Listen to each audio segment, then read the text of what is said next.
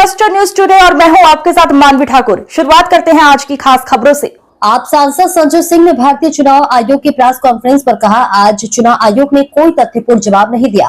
उन्होंने एसआईआर का फैसला कैसे लिया? उन्होंने राजनीतिक दलों को बिहार की जनता को विश्वास नहीं लिया। ऐसे में एसआईआर की प्रक्रिया के जरिए एक बड़ा घोटाला हुआ है। 65 लाख वोट काट दिए गए हैं। चुनाव आयोग ने यह भी भ्रष्टाचार किए हैं। एसआईआर में कोई गड़बड़ी है या नहीं, ये देखना चुनाव आयोग का काम है। ये सभी चीजें अपने आप में सवाल खड़ा करती है। उन्होंने कहा कि चुनाव आयोग पर सवाल उठाना संविधान के खिलाफ है, लेकिन वोट चोरी करना क्या संविधान के मुताबिक है?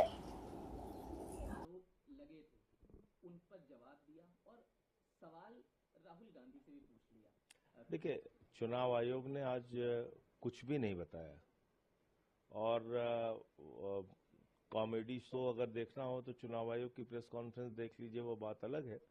लेकिन उन्होंने तथ्यपूर्ण कोई जवाब नहीं दिए। चुनाव आयोग से ये सवाल था कि कैसे इतना बड़ा आपने एसआईआर का फैसला लिया, आपने राजनीतिक दलों को विश्वास नहीं लिया, बिहार की जनता को विश्वास में नहीं लिया, आपने वहाँ की भौगोलिक परिस्थितियों का ख्याल नहीं रखा।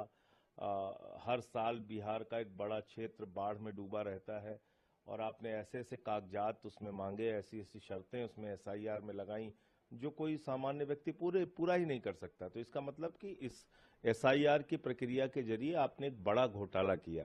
65 लाख वोट काट दिए गए और जिसमें से बहुत सारे जिंदा लोगों को मार दिया गया, मरे हुए लोगों को जिंदा कर दिया गया। आपके बीएलओस की वीडियो आई कि वो फर्जी दस्तखत बना बना के खुद से फॉर्म जमा कर रहे हैं। ट्रंप का वोटर कार्ड बिहार में बन जा रहा है। एक ही एपिक नंबर पे कई जगहों पे नाम दर्ज हो जा रहा है। तो ये सारे भ्रष्टाचार चुनाव आयोग ने किए, लेकिन इस पे आज कोई जवाब नहीं दिया उन्होंने। अब ये खलबली क्यों है? ये खलबली इसलिए है कि सुप्रीम कोर्ट ने कहा कि साहब आप 65 लाख लोगों के नाम जारी कीजिए और ये बताइए कि किस वजह से आपने किसके नाम काटे हैं। तो उस पे अब उनको अपने आप को डिफेंड करना है। तो एक हास्यास्पद तर्क उन्होंने दिया कि साहब ऐसा है कि मैं मानता हूं कि कुछ गड़बड़ियां हुई होंगी, चुनाव आयोग ये कह रहा है कि कुछ गड़बड़ियां हुई होंगी, लेकिन ये राजनीतिक दलों ने हमको नहीं बताया। तो ये तो ऐसी ही बात हो गई कि किसी थानेदार ने इलाके में खुद से डकैती डाली और चोरी किया, और जब वो पकड़ा गया तो थानेदार ने बड़ी मासूमियत के साथ सामने आके कहा कि साहब इस इलाके के लोगों ने बताया ही नहीं हमको कि डकैती गलत चीज है, इन्होंने कहा ही नहीं कि चोरी गलत काम होता है। तो ऐसा ही तर्क चुनाव आयोग दे रहा है। भाई, ये गहन पुनरीक्षण की प्रक्रिया आपने शुरू की, इसमें कोई गड़बड़ी है कि नहीं है ये देखना आपकी जिम्मेदारी है। राजनीतिक दलों ने तो शिकायत की, बार बार आवाज उठाई, जिसको आपने नजरअंदाज किया। आपने जो वोटर लिस्ट ऑनलाइन डालनी थी, लोगों के सर्च करने का ऑप्शन देना था, उसको सार्वजनिक करना था, उसको छिपाया, सुप्रीम कोर्ट का आदेश उस पर लेना पड़ रहा है।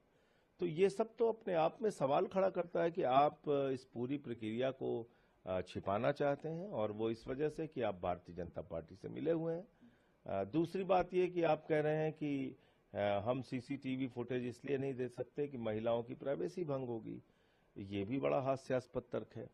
पूरे देश में जब चुनाव होता है, वो चाहे उत्तर पूर्व से लेके महाराष्ट्र तक, कहीं भी, कश्मीर से लेके कन्याकुमारी तक, तो चुनाव में लंबी लंबी महिलाओं की लाइनें लगी होती हैं, उसके वीडियो मीडिया में चलाए जाते हैं, महिलाओं के इंटरव्यू होते हैं, टीवी चैनल्स वाले लेते हैं, उसके वीडियो चलाए जाते हैं। तो यहाँ प्राइवेसी का सवाल क्या हो गया? वोट देने में अगर कोई महिला शामिल हो रही है, किस पार्टी को वोट दे रही है वो मुद्दा नहीं है। मुद्दा ये है कि अंदर जब वो जा रही है तो वो महिला कितनी बूथ पर जाके वोट कर रही है, या कितने वो पुरुष कितने बूथ पे जाके वोट, ये चेक करना है कि वो फ्रॉड हो रहा है कि नहीं हो रहा है। लेकिन आपने फ्रॉड किया है, चोर की दाढ़ी में तिनका है, आपको पता है गढ़ के वोट चोरी आपने किया है, तो इसलिए आप वो वीडियोस नहीं देना चाहते हैं, वो सीसीटीवी फुटेज नहीं देना चाहते हैं, और बहाना क्या ले रहे हैं कि महिलाओं की प्राइवेसी भंग होगी। ये तो एक हास्यास्पद बात है।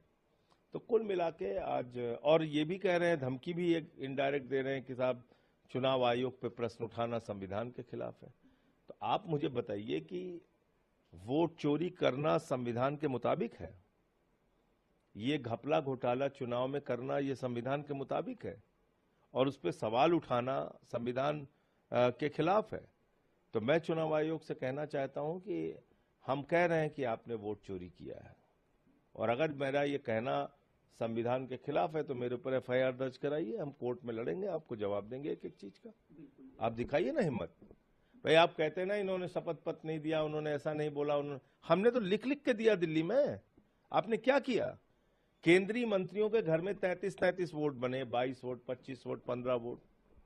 हमने सारे प्रमाण दिए। आपने किसी पे एफआईआर की, किसी पे कोई कार्रवाई की?